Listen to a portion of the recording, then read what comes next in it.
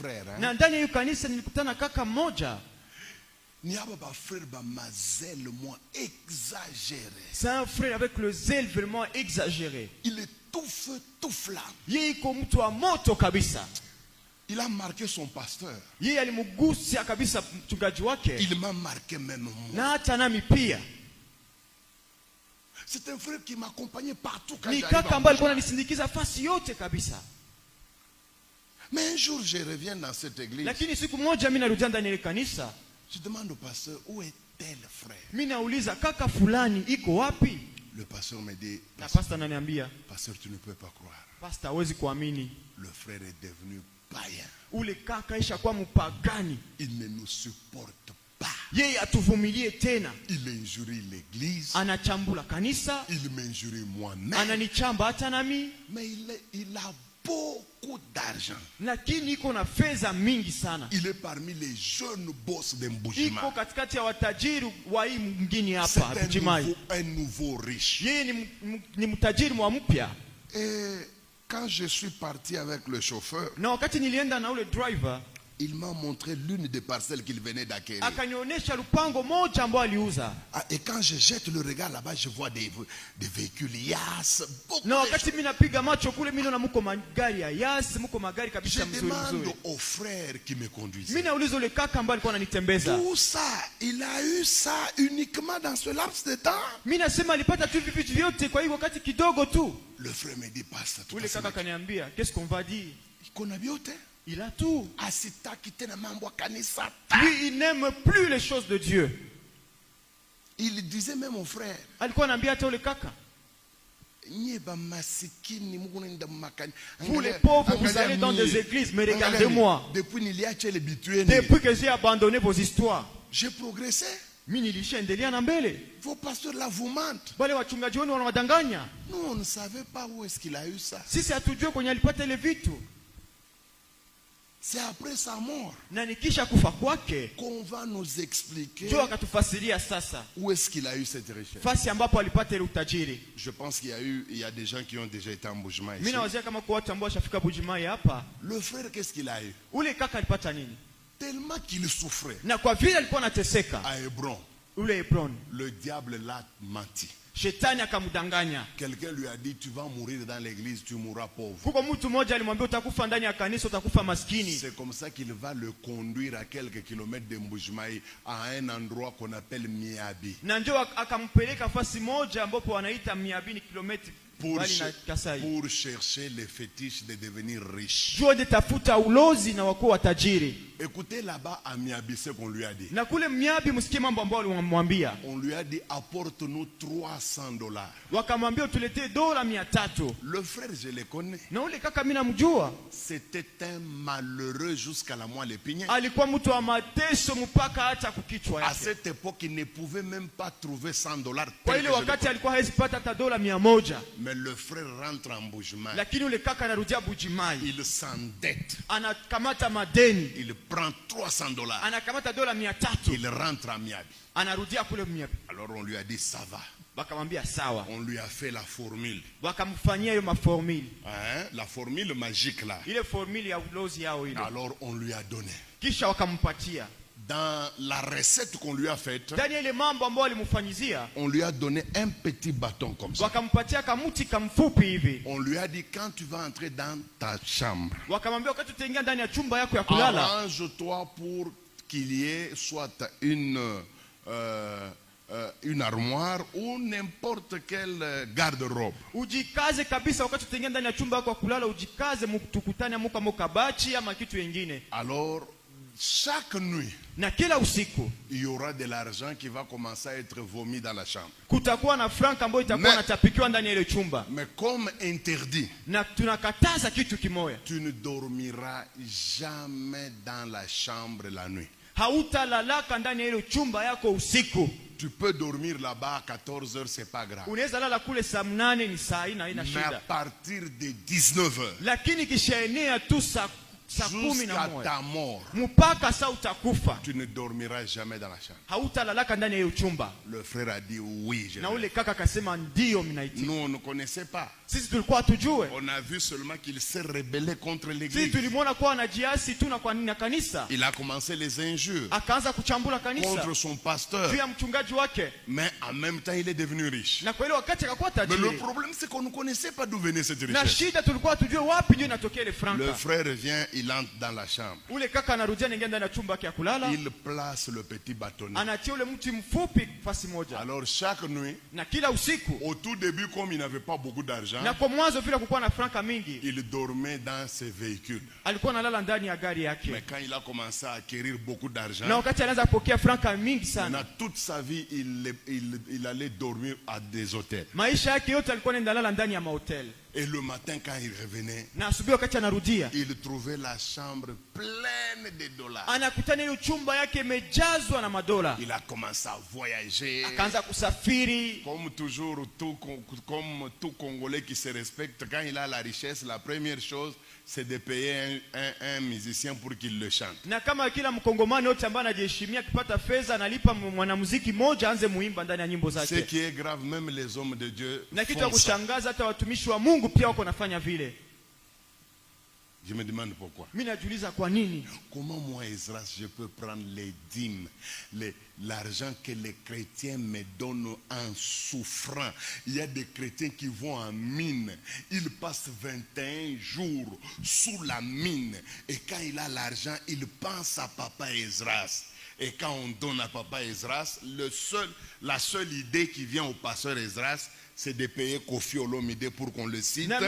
Mungu baba uturumie, tuko na bubumbafu bwa ajabu baba Mungu. Nous avons une folie vraiment grave. Paul hawezi kufanya vile. Paul ne peut pas faire ce genre de choses.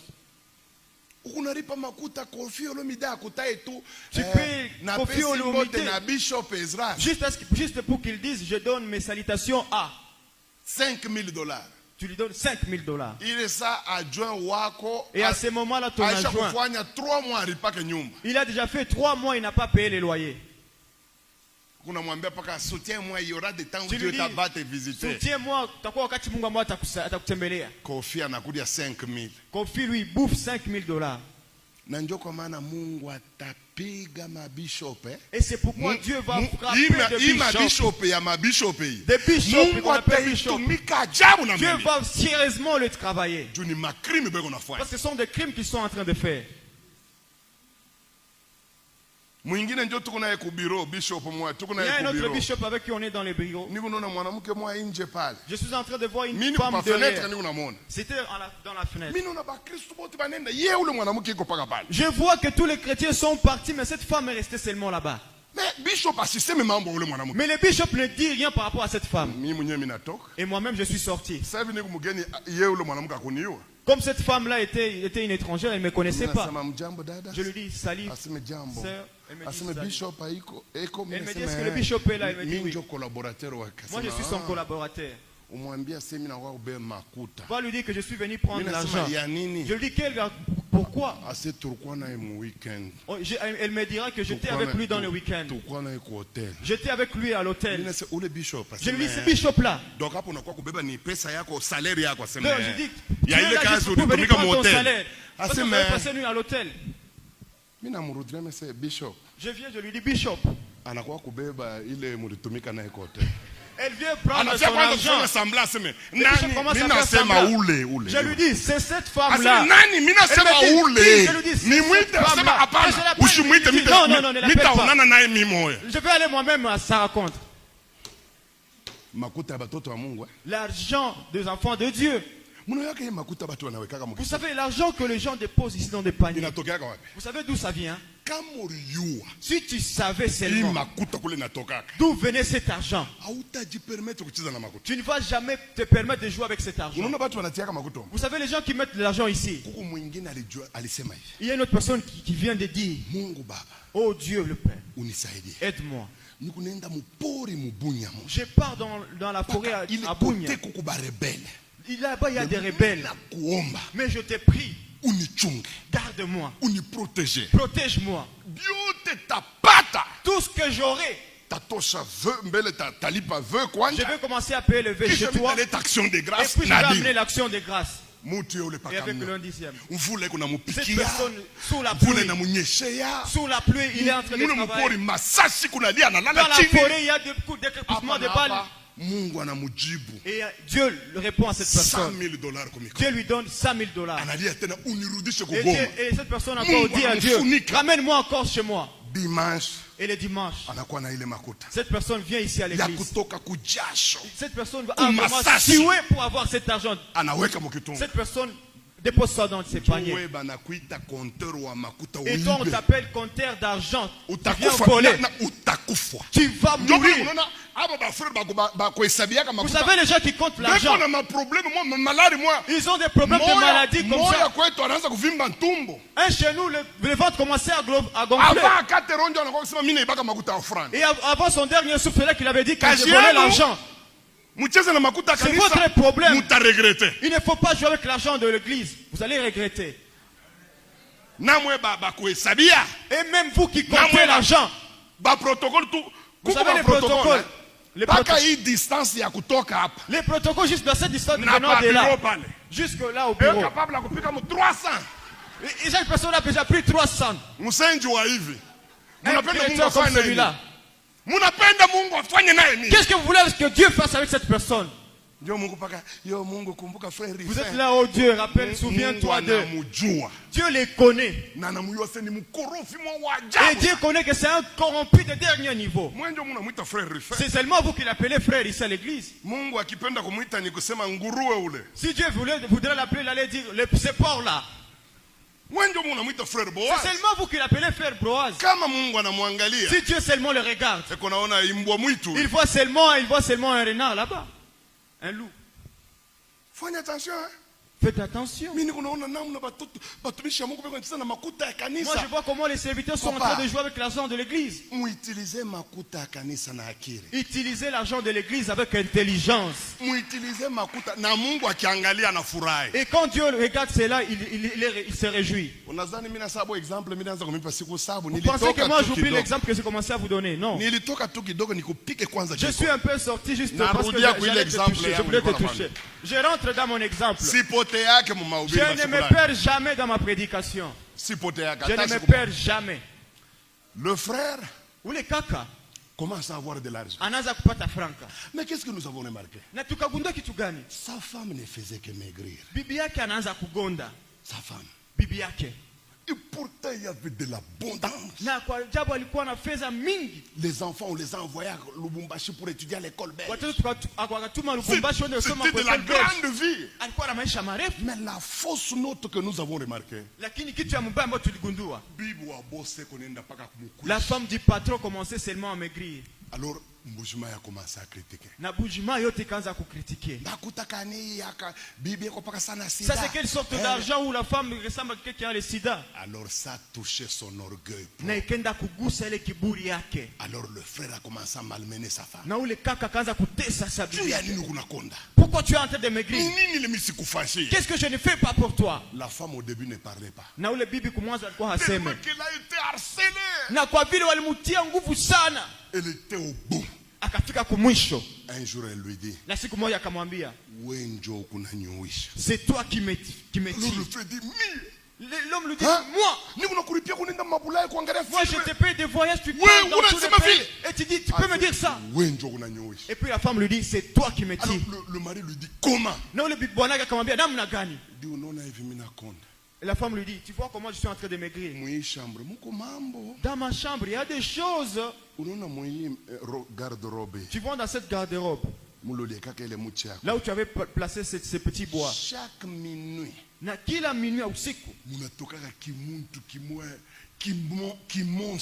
en ressort un monstre. sijue Mswahili ya huko kwetu kulubumbashi wanasema eko na bulenji. Bulenji ni nini? Ni bitu bimoya biko gluant en français. Bia kuteremuka, buterezi. Ikiko kibaya sana. Il a ressort un homme avec des choses vraiment qui sont glissantes, c'est comme kama de la bouillie. Et si cet homme sort de ce tiroir, cet homme exige à ce que j'enlève mes habits. Et cet homme va me prendre pour faire des rapports sexuels. Cet homme va passer toute la nuit avec moi. Permettez-moi. Et si cet homme éjacule en moi, je sens du feu au-dedans de moi. Et c'est ce feu-là qui me fait sécher comme ça. Et cet homme me dit ceci. Tu vois ces choses qu'on fait que je fais avec toi. Si les jours où ton homme saura ces histoires, tu vas voir. Lui ne savait pas. Et cet homme ne le savait pas. C'est pour dire que quand cette chose sortait comme ça, cet homme va faire une pédicité avec la femme de cet homme. Et quand il abandonne la femme, et c'est à ce moment-là que cet homme se transforme en boa. Et commence à vomir des dollars. Les dollars vont se remplir partout dans la chambre. Et c'est là que l'homme va lui dire, en beau, tu dis que cet homme vient d'où? Il dit dans ce tiroir. Et il oublie qu'on lui avait dit en Miabi. On lui avait dit que si tu places ces petits bois là, n'ouvre jamais au grand jamais ce tiroir là. Et lui avait oublié cette instruction. La jalousie lui avait pris. La jalousie lui avait emporté. Sa femme lui dit que moi je dors avec une personne la nuit. Et à ce moment-là, il oublie qu'on lui avait demandé de ne pas ouvrir. Et lui, il est parti ouvrir le tiroir. Un démon de feu est sorti au-dedans. Un vent. Très brûlant. Un vent brillant. Ce vent-là lui avait frappé au visage. Et lui, il est tombé. Sur place. Et il est mort sur place. Et brûlé de la tête aux pieds. Il est devenu tout noir. Jusqu'à c'est comme une personne qui est morte avec l'électricité. Sur place. La femme a fui la maison. Et on l'a pris. Puisqu'il commençait déjà à sentir. 1 heure après, on a été obligé de l'enterrer le même jour. On l'avait pris, on l'avait amené au cimetière. Quand on le déposait seulement dans les trous. La maison qu'il avait construite, la maison est partie en feu. La maison en feu de la toiture jusqu'à la fondation. Toutes les voitures qu'il avait dans sa parcelle, toutes brûlées. Vous voyez maintenant l'argent qu'on reçoit avec des fétiches. La joie du diable. Oh, tel garçon m'est à Paris. Il m'avait dit, pasteur, toi tu délivres les gens. Moi je lui ai dit, je n'ai jamais su délivrer même un mot. Il m'avait dit, ce n'est pas toi papa Ezra. Ce n'est pas vous qui délivrez les gens. Je lui ai dit, ce n'est pas moi. Et puis il m'a dit, c'est qui alors? On m'a dit qu'il était un peu grâce. Je lui ai dit, oui, moi je suis un peu grâce. Mais moi je ne sais pas délivrer les gens. Moi je sais qu'il y a seulement une seule personne qui délivre, qui peut délivrer. Et puis il m'a dit, excuse-moi de mon erreur. Je pense que Dieu t'utilise beaucoup. Je lui ai dit, où est-ce que tu as entendu parler de cela? Il m'a dit, auprès des gens. Je lui ai dit, les gens peuvent dire des choses vraies et des choses fausses, des choses mauvaises. Oh papa, moi je lui ai dit ton problème c'était quoi? Il m'a dit oh non, moi je voudrais abandonner un tel médicament. Moi j'ai vraiment un mauvais. Je lui ai dit c'est quoi? Il m'a dit que ma condition c'est de porter les couches des bébés. Parce que je sors du sang vraiment pas comme possible.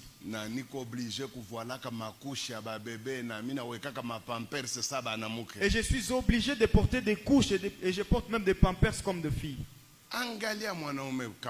Regarde cet homme, comment il était grand. Des terres comme que les gens de Kananga.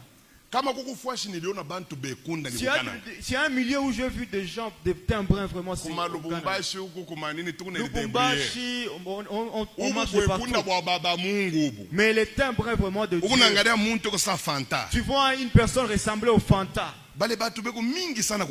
Ces gens-là sont très nombreux au Kananga. Et il était un peu costaud.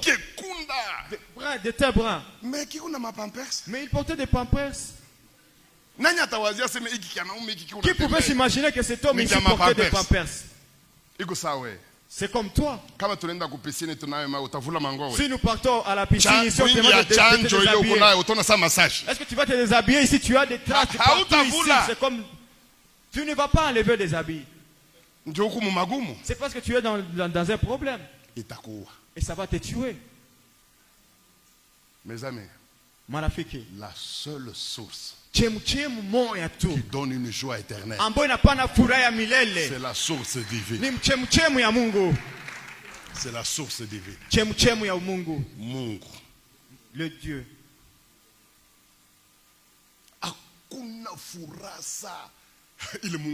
Il n'y a pas de joie comme celle que Dieu donne. Je te l'ai dit.